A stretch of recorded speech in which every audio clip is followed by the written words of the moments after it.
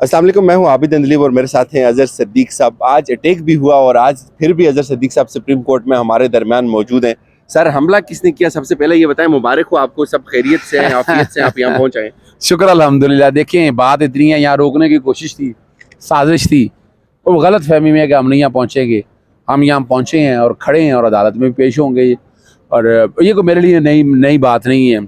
2015 या 16 में जब अल्ताफ़ हुसैन की तकरीर और तशहीर पे जब पाबंदी लगवाई थी हमने, उस वक्त सुप्रीम कोर्ट आने के लिए रोका गया था। ये रिकॉर्ड की चीज़ें हैं सारी। उस वक्त भी मैं रोका गया था, उस वक्त भी ऑटोमेटिक गन्ने आ गई। आज भी मैं तो पहले समझता रहा कि ये कोई अपना शायद डराने के लिए फेंक गए हैं, बोतलें शोतलें हैं, कोई मसला ही नहीं है।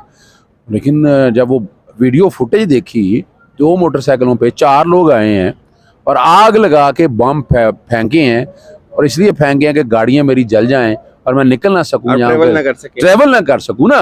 फिर देखें खौफ कैसे तारीख किया है। सूरत सर, फायर वगैरह भी हुए? 3 फायर किए हैं उसी बंदे ने आगे, और उससे माजरत के साथ मेरी 2 टाइलें शहीद हो गई हैं, जख्मी हो गई हैं। लेकिन अल्लाह का शुक्र है, और हाँ, वो अपना मेरा शीशा भी शहीद हो गया है।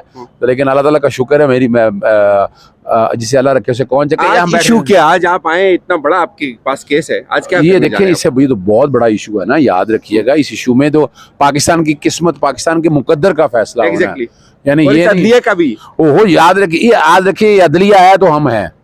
ये अदलिया का इदारा तबाह होने की कोशिश, साजिश हो रही है। इसको यानी बिल्कुल एक आम पुलिस के आईजी की तरह का एक किरदार देना चाहते हैं, जो नहीं हो सकता।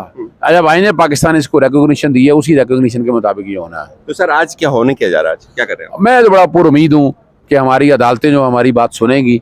हम चीफ जस्टिस हमारी रेड लाइन, अदालतें हम रेड लाइन, और हम आज आए ही इसलिए हैं कि ये अदालतें हैं तो हम हैं, और हम इस अदालतों को बचाने के लिए हर वो कदम उठाएंगे और हर वो कोशिश करेंगे कि जिसका जो है ना जिसको नुकसान पहुंचाने के खिलाफ जो लोग साजिशें चल रही हैं, और वो बेनकाब भी करेंगे। कुछ लोग ये कहते हैं कि दरखास्त मेंटेनेबल ही नहीं थी, अभी ला बना ही नहीं है। देखिए, मैं फिर बताता चलूँ, बड़ी सिंपल सी बात बताऊंगा कि 2 जजमेंटें हैं, हिस्बा बिल है और नवीद मलिक का केस हमारे सामने पास मौजूद है, जहाँ पर एक्ट बनने से पहले सवाल एडवाइजरी और ओरिजिनल जुरिसडिक्शन का नहीं है। 63A में भी एडवाइजरी और कॉन्स्टिट्यूशन इकट्ठी सुनी गई थी, अगर आपको याद हो। फिर दूसरा ये है ना, पार्लियामान ने पास कर दिया, अब सदर रोक भी क्या सकता है? वो तो बन गया, बात खत्म होगी। 10 दिनों के अंदर कानून की एक शक्ल आ जानी है, तो उससे पहले आप जो मर्जी कर ले। सुप्रीम कोर्ट इसको उड़ाने जा रही है सर। देखिए, मैं एक बताऊं आपको, वैसे तो ये सुप्रीम कोर्ट को इसको उड़ाना चाहिए। ये सुप्रीम कोर्ट की मुदाखलत है अदलिया की आज़ादी में, और एंट्री 55 जो है आर्टिकल 70 के तहत आर्टिकल 142 की खिलाफ वर्जी है, आर्टिकल 191 की खिलाफ वर्जी है। इन चीज़ों को सामने रख कर देखें तो आपको अंदाज़ा हो जाएगा क्या जुल्म हो रहा है यहाँ। आपको अटैक तो सुबह हुआ ना, इससे पहले कोई कॉल्स के यार पीछे हट जाए? यार, वो तो हम पिछले दिनों से सुन रहे हैं ना, धमकियाँ सुनना एक आम सी बात हो गई है। ये सुबह क्या किया है? सुबह यही तो काम किया है कि रुक जाओ, बैठ जाओ। भाई क्यों बैठ जाएं यार? ये अगर अदालतें आज़ाद नहीं होंगी, अदालतें आज़ादी से काम नहीं कर सकेंगी, तो ये मुल्क नहीं चल सकता। इस मुल्क को चलाने के लिए अदालतों को आज़ाद होना और काम करना जरूरी है। आपने कोई कंप्लेन वगैरह दर्ज करवाई कि पता तो चला? देखिए, मैंने 15 पे कॉल चला के सारे आगे थे, और उनका ख्याल था कि मैं पर्चा दर्ज आज कराऊंगा।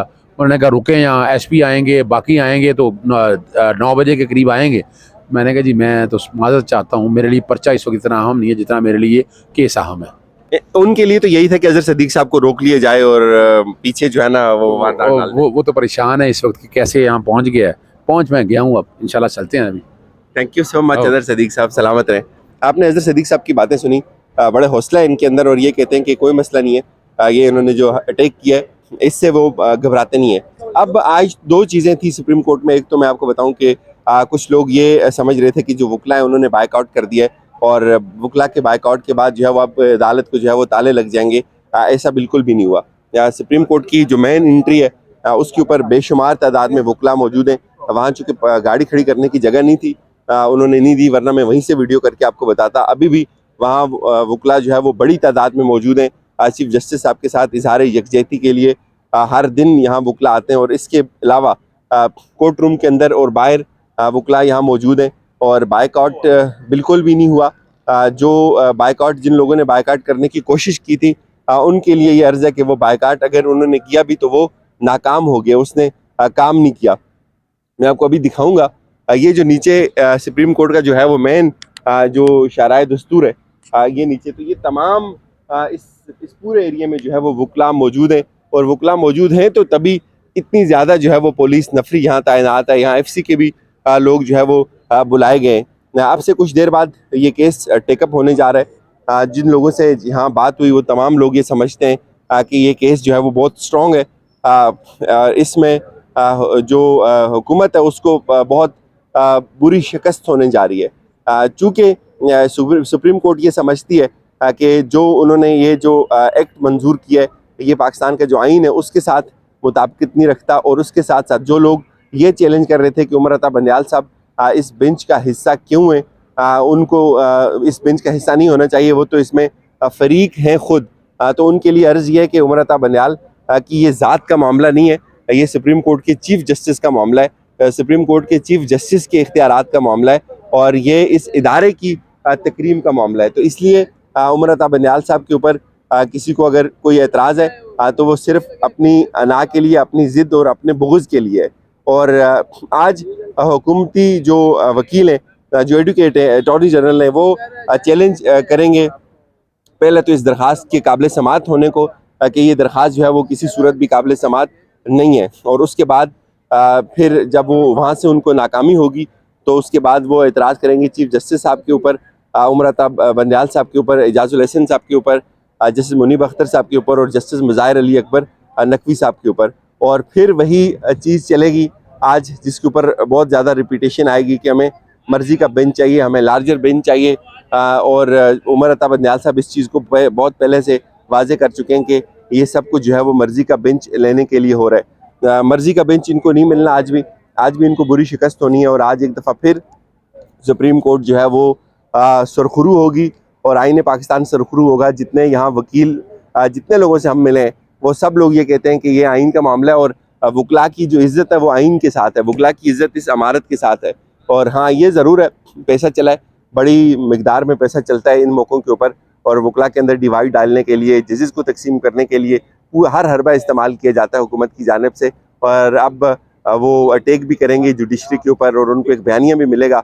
लेकिन भाई बात सिंपल है, इलेक्शंस भी होंगे, और ये जो इलेक्शन को ड्रॉप, अल्लाह करे इलेक्शन हो, ये एस्टेब्लिशमेंट नहीं चाहती इलेक्शन हो। आपके देखें क्या कह रहे हैं? ये भाई गुजर रहे थे यहाँ से, ये इनकी आवाज़ सुने आप। मैं ये कह रहा हूँ अल्लाह करे इस मुल्क को कायम खुदा रखे और ये इलेक्शन हो। ये बदनीयत लोग इलेक्शन नहीं चाहते, खुदा इनको दीन और दुनिया में रुसवा करे।